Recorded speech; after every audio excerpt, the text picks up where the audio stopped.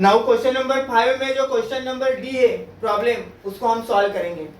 ठीक है, क्या कहा है प्रॉब्लम में? An object thrown vertically upward, एक ऑब्जेक्ट है जिसको वर्टिकली अपवर्ड फेंका है, थ्रो किया है, तो उसने कितना हाइट रीच किया?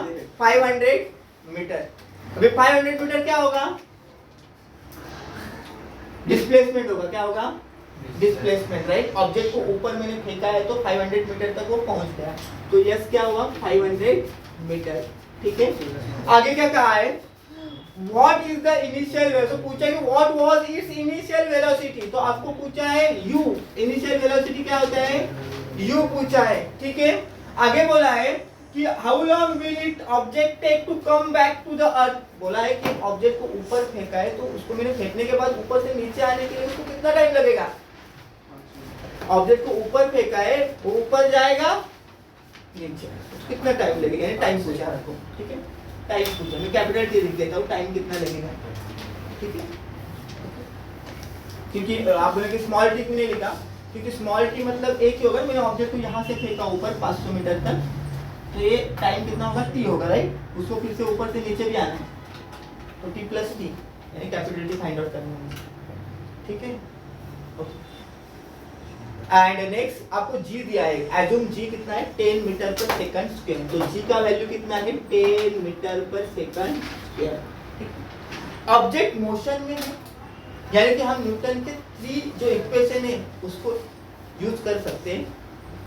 इक्वेशन क्या है न्यूटन के? v is equal to u plus A T, right. s is equal to ut plus half A T square, and v square equal to u plus u square plus 2as, right.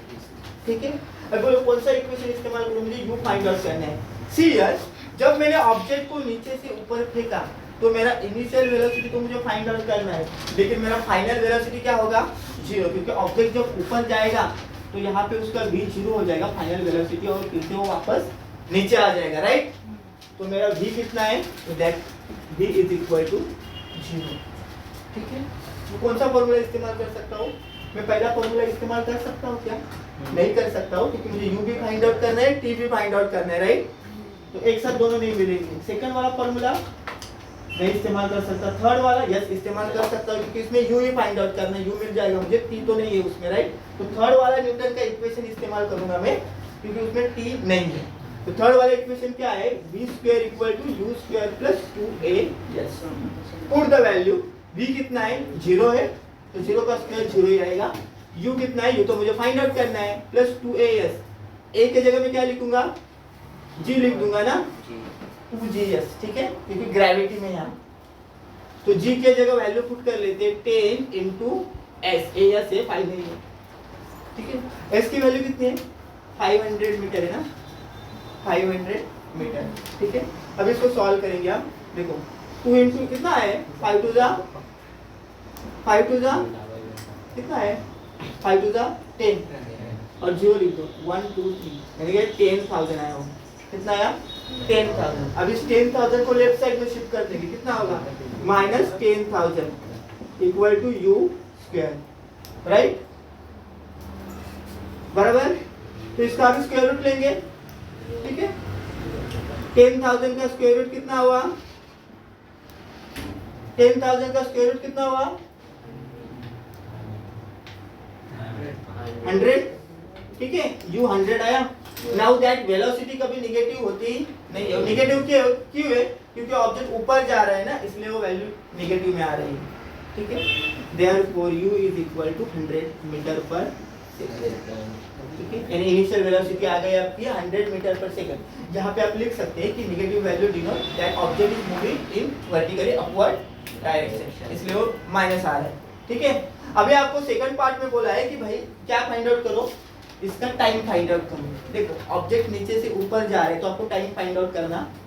कौन सा formula इस्तेमाल करेंगे? इसी में से कोई भी फॉर्मूला इस्तेमाल कर सकते हैं आप हमारे पास u की वैल्यू है। ठीक है, u की वैल्यू है, तो अभी हम पहला वाला फॉर्मूला इस्तेमाल कर सकते हैं ना टाइम फाइंड आउट करने के लिए। देखो v is equal to u plus 80, right.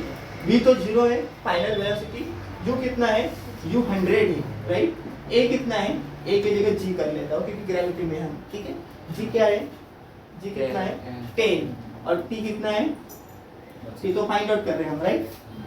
जब 100 को लेफ्ट साइड में शिफ्ट कर दो, -100 हो जाएगा equal to 10 into T, right. 10 को लेफ्ट साइड में शिफ्ट कर दो और डिनोमिनेटर में जाएगा, राइट।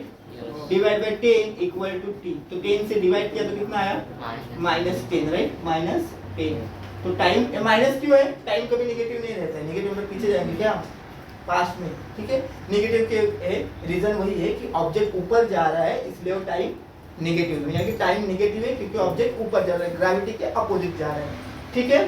सो टाइम कितना आया हमारा 10 सेकंड, टाइम आ गया 10 सेकंड, ठीक है। तो ऑब्जेक्ट अगर नीचे से ऊपर जा रहा है तो ऊपर जाने के लिए उसको लगा 10 सेकंड, तो नीचे आने के लिए कितना लगेगा वही से उतना ही लगेगा 10 सेकंड। जितना ऊपर जाने के लिए ऑब्जेक्ट को टाइम लगता है उतना ही नीचे आने के लिए लगता है।